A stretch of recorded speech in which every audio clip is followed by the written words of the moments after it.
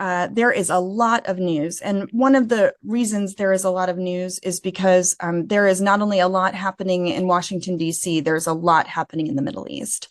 So I'll jump right in. I'm Reverend Dr. Elise Cannon. Today is January 30th, 2025. It's day 482 of, what the world calls the Israel-Hamas war, what others are calling genocide in Gaza.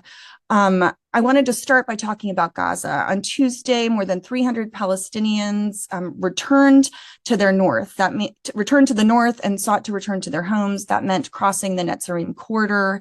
Israel gave the green light. Palestinians say there are about 650,000 that were ready.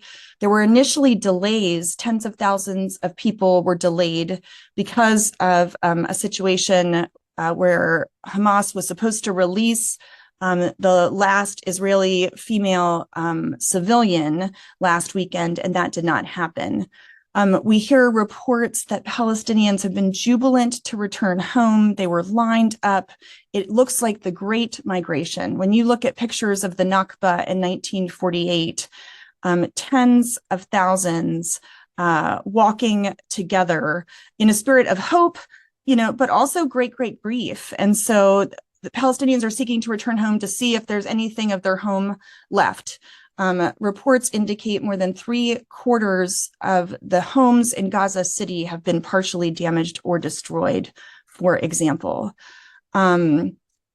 Much of Gaza, of course, now lies in ruins. The government said that they need a minimum of 135,000 tents in North Gaza for shelters, as people seek to start to put their lives back together in some way, shape, or form. I wanted to call your attention to, and I hope we can put this in the chat, the humanitarian snapshot number 9. This is built by a coalition of international development agencies. CMEP is a part of the group as an advocacy organization. This snapshot summarizes the International Court of Justice's provisional measures that were given a year ago, which stated that the state of Israel should take immediate and effective measures to enable the provision of urgently needed basic needs and humanitarian assistance to address the adverse conditions of life faced by Palestinians in the Gaza Strip. The summary of the report essentially says that in all 5 of the indicators over the last year since those measures were made, things have gotten significantly worse. If we have time in the question and answer, I can give you the 5 indicators. I gave them in one of my daily updates in this past week. But it's about the delivery of aid. And the report concludes that Israel systematically denied and restricted the delivery of aid. And some of that is continuing to happen even after the ceasefire. So thousands of aid trucks were allowed in after the first days of the ceasefire, but on this last Friday, only 339 aid trucks were allowed in, according to OSHA. You'll recall 500 trucks a day during the work week was the minimum before the war. The needs are so much more astounding now. More than 4,200 air trucks arrived in the first 6 days, but you can now see pictures of trucks lining up at Rafah. And you're seeing the same things that were happening before the ceasefire happen now in terms of inspections and other systematic delays. Israel's conduct in Gaza has resulted in deaths and injuries to pregnant women and girls. Human Rights Watch issued a report. I don't know if Nicole or anyone with me is able to pull. I think these are very helpful resources. We do put them on our updates when they're posted. Jordan Tuesday launched an air bridge to bring urgent medical supplies to Gaza. This was sponsored by the U.S., even though Jordan was on the list of countries where foreign aid assistance was to be held for 90 days. The EU will restart a civilian mission monitoring the Rafah crossing that's said to start soon. There also are reports that since October of 2023, Hamas has recruited 10,000 to 15,000 new members, which according to U.S. intelligence sources that were presented to Congress, that number is roughly the same number of fighters that were killed since October of 2023. The death toll in Gaza officially, as of last Saturday, was 47,283 Palestinians. Every day, more and more bodies are being found underneath the rubble. Of course, we've talked significantly in the past about how those numbers are vastly understated.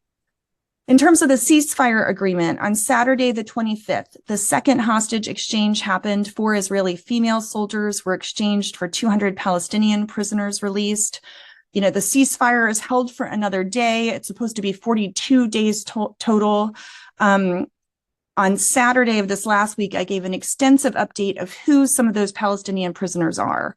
Many are held in administrative detention without charges. And if we have time in the question and answer, let me know. I could talk more about that.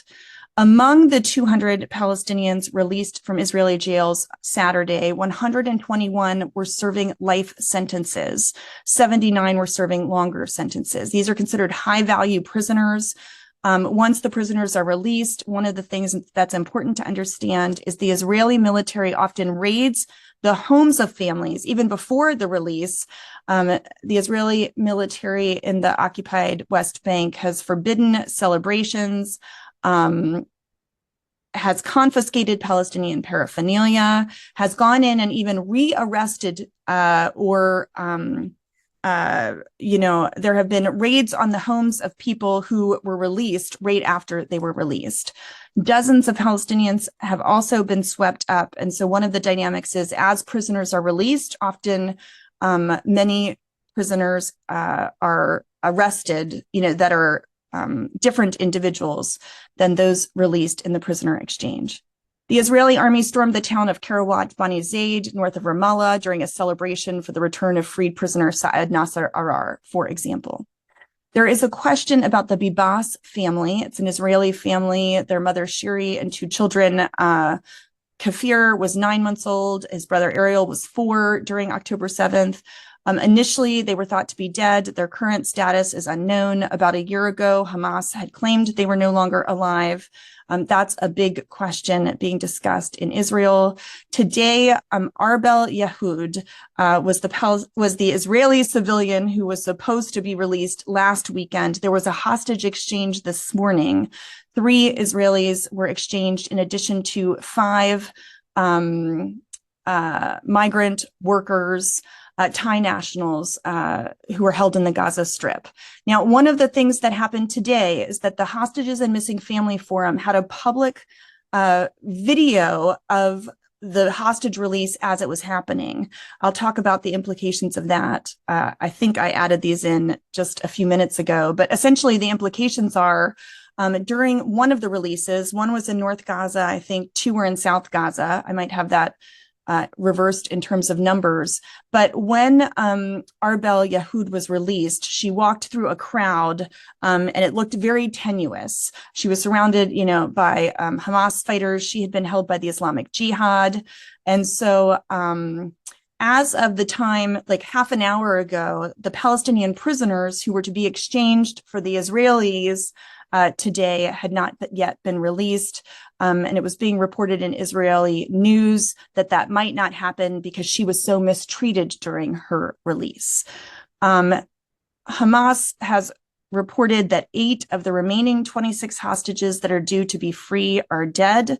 And as a reminder, the initial ceasefire began on the 19th of January, 42 days after which Hamas would release the remaining hostages. Israel is supposed to withdraw from all of the Gaza Strip. Phase 3 would be reconstruction. There were reports this week that Trump has been putting significant pressure on Netanyahu to agree to the terms of the Phase 2 negotiations. The IDF chief in Gaza said he was proud to actualize the return of the hostages, but would be equally proud to go back and fight. There has been a conversation in Israeli news about during Phase 2 if fighting would resume. Israeli media and prison authorities have called on Palestinian prisoners who would be released this weekend. Many of those being released are being deported from Palestine and are not being given the right to return. So they're going to other countries. Israel announced the high-profile Palestinian, their direct quote is terrorists for release, Fatah Zakari Zubaidi, Mohammed Abu Warda, the masterminded bus bombings that killed 45 Israelis. This was during the Second Intifada. Trump's Middle East envoy, Steve Witkoff, has been in the Middle East this week. He started in Saudi Arabia and then went to Israel. He actually went into Gaza, but he was in the Netzarim corridor. I'll talk about that a bit in more. Wealthy Arab nations are talking about investing in the reconstruction of Gaza, but said they only will do so if there are assurances that Gaza will be Palestinian-led in post-war times. Witkoff was working on a broader Middle East agreement, not just a Gaza agreement. It's all connected. So the Saudi normalization agreement has been a part of that, which is what the U.S. Middle East envoy, Steve Witkoff, has been working on. Saudi Arabia has said that their post-war plans in Gaza are directly tied to, quote, a political roadmap to Palestinian statehood. Now, what's really important about this is not just, Saudi's position, because they have a lot of leverage because of the normalization deal, but the language of roadmap to statehood is rejected by the majority of Palestinians, including President Abbas. Palestinians think a roadmap to statehood is inadequate because the Oslo peace agreements, which are in effect today, which started in the 90s, have failed so miserably, and they were a political roadmap to peace. So here we are 30 years later, a roadmap, allows for still the confiscation of land in the occupied territories and demolitions, and other human rights abuses. It's also important to note that countries that previously signed normalization agreements like the UAE have been experiencing incredible pressure during the Israel-Hamas war to cut their economic and political ties with Israel. As of yet, they have not. Moving on to the West Bank, Friday of last week, the military aircraft bombed a vehicle. There is all-out war happening in the West Bank right now. Or war on the West Bank. This has been a part of what Netanyahu is calling the Iron Wall. Last week, the Israeli military killed at least 10 Palestinians, including a child, in the occupied West Bank on Tuesday. The prime minister has called this the start of a large-scale military operation in Jenin. On Wednesday, there was a West Bank attack by the Israeli military where the death toll rose to 10 people. Israel is having targeted airstrikes on the West Bank. There was an airstrike on Tamun, which is north in the West Bank. 10 people were killed in that attack. Overnight into Wednesday, Israeli troops killed, this is just yesterday, Wednesday, 2 Palestinians in the city of Jenin and Tulkarm. This is happening every day. Yesterday, Minister Katz, the defense minister, visited the refugee camp in Jenin and said that the IDF will remain in the camp even after the operation is complete to, quote, make sure terrorism does not return. So now you are seeing, an even more intensely applied military occupation directly in areas A in Palestinian cities. The UN aid agency UNRWA conducted preparations to vacate its East Jerusalem office. It was supposed to have that completed by Tuesday. And now I'm going to shift to, the White House and some other general updates. The White House announced, I'm going to actually talk about the Hezbollah ceasefire. The White House unilaterally announced the ceasefire was supposed to end over the weekend. Israel said that they would not withdraw. So the White House unilaterally extended the ceasefire to February 18th. The chief of Hezbollah said this is unacceptable. Israeli troops have to withdraw. Hezbollah has to withdraw north of the Litani River. The Israelis have to withdraw back into Israel. 24 people were injured in an airstrike by Israel in South Lebanon in Nabatea on Tuesday. On Monday, Israeli troops killed 2 Lebanese civilians attempting to enter the Israeli-occupied South Lebanon. 17 others were injured. People are trying to return home in South Lebanon, and the Israeli military has not withdrawn, and then they're being shot at. Monday morning's news said that at least 24 people were killed over the weekend as the Lebanon ceasefire expired. These were people in Lebanon that were killed. Moving on to Syria, the news broke that Ahmed al-Shara, who was the responsible person for toppling the Assad regime, he's now the interim president of Syria. He's the leader of Hayat Tahrir al-Sham, HTS. He was known by his nom de guerre, Abu Muhammad al-Jalani. That just happened late last night. I was supposed to go on Al Jazeera Arabic, and I got bumped because this news was breaking news. And so HTS continues to be on the terrorist list for the US, even though there was a $10 million bounty that the US had on al-Shara, and that was lifted under the Biden administration. Earlier this week, there was a reported attack on Christian homes in South Syria. There are significant concerns about the Islamicization of Syria and what that will mean for minority groups. Israeli troops have also said they will remain on Mount Hermon indefinitely. Mount Hermon is a central point where Syria, Lebanon, and Israel all intersect geographically. Israel had initially said the move there was limited and temporary. And the US has been sharing secret intelligence on threats from the Islamic State with HTS. So the US is working with HTS, even though they are still on the terrorist list. In Yemen, the Houthis detained 7 UN personnel, prompting the suspension of UN staff movement in Houthi-held areas. That was last Friday.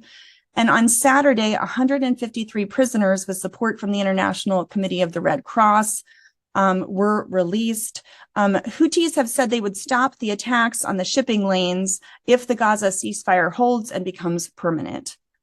The Israeli government the Israeli government updates, they denied a request by human rights groups to suspend the law that would forbid UNRWA from operating in Israel. So it's moving forward that UNRWA is being shut down. The 80th anniversary of Auschwitz's liberation was this past week. It was International Holocaust Remembrance Day. That happened on January 27th, 1945. There were 56 Holocaust survivors, and many have said this is the last significant acknowledgement of that day because so many survivors are so old. The youngest members are in their 80s.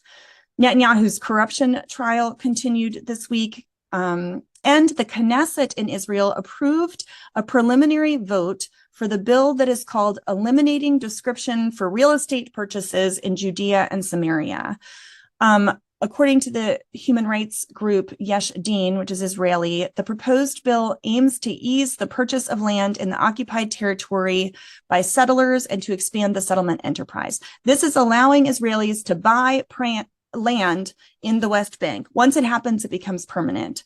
It's a measure to further displace and annex the West Bank. Smotrich withdrew his threat to quit the government over the Gaza ceasefire, and Israel's ban on UNRWA will be disastrous, says Lazzarini, the Commissioner General. He told the UN Security Council that this week. Okay, shifting to the US government.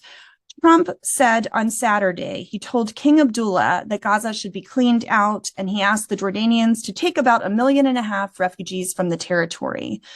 This is a call for the displacement of Gazans. Trump has proposed that Jordan and Egypt we're talking about the entire population of Gaza, 1.5 being sent to Jordan. I presume the rest would go to Egypt. Of course, Egypt and Jordan have said absolutely not. They completely oppose this. But Trump doubled down on his comments.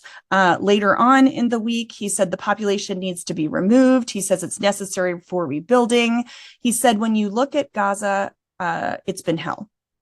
The Times of Israel indicated that this ethnic cleansing plan, I'm calling it that, but the Times of Israel said that the remarks were coordinated with Netanyahu. So a senior cabinet minister from Israel reported on this. He said the migration idea would save the Netanyahu government. It's a bombshell proposal to clean out Gaza, encourage Arab states to take the populace. Smotrich's party would stay in the coalition, and Ben Gvir might return. So Trump's been talking to Arab heads of states, quote, raised hopes and expectations that not only in Israel's ideological right-wing circles, but also among associates of Netanyahu and senior Likud ministers. There is great enthusiasm for this plan in the political establishment in Israel. The move by Trump would likely be coordinated with Israel via Netanyahu and was, quote, intended in part to help Netanyahu keep The White House on Friday instructed the Pentagon to release the Biden administration's hold on the supply of 2,000-pound bombs in Israel. President Trump is set to meet Netanyahu on February 4th. I just saw the actual invitation. Netanyahu is coming to the U.S. To the White House. Trump said he will be the first official visitor of the Trump administration. The White House announced the claims that Trump blocked $50 million of, listen to this, funding for condoms in Hamas, condoms for Hamas. So the White House is saying $50 million of aid was going just for condoms. This is being widely reported in the news, and the news all says this was fact-checked. You know, The Guardian fact-checked it, all these other news. No U.S. funds have been used for Palestinian prophylactics. It has not sponsored a single condom in the entire Middle East. And yet this is what we're hearing from the White House. Trump said we identified, and stopped this $50 million for condoms. Do you know what happened to them? They used them as a method for making bombs. How about that?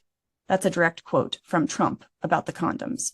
Washington Post had a piece last night about how a contrarian MIT professor fueled Tulsi Gabbard's doubt that Syria used chemical weapons. Tulsi Gabbard is having a hearing. She's been appointed to the Trump administration. That's happening. Trump is expected to sign an executive order on anti-Semitism. Also, there is an anticipated call for the deportation in the United States of pro-Palestinian protesters. I had a meeting at Georgetown yesterday, and this was just being discussed. Student visas are under threat of being revoked. That could be an executive order that comes any day now. King Abdullah of Jordan met with Secretary of State Rubio. I won't go into those details, but Secretary of State's been having meetings with a lot of Arab leaders, reiterating the things that I'm speaking of, I presume. Witkoff, I mentioned, has been in Gaza. He was in the Gaza Strip in the Netzarim corridor. He was shown inspections of Palestinian vehicles, which in recent days have been allowed to move northward. I don't know the readout of Witkoff. And one of the things we've seen is Trump will say something, but then Witkoff will kind of do something else. And so I'm really looking for what that readout of his Gaza visit might be. Senate Democrats yesterday, this is very significant, in Congress blocked legislation to sanction the International Court of Justice. And Democrats are saying a lot of this was over Trump's federal aid freeze. It wasn't specifically about, but this was the ICC vote to sanction the ICC. It did not pass in the Senate. We just had the Week of Christian Unity. I'd really encourage you, if we could put that in the chat.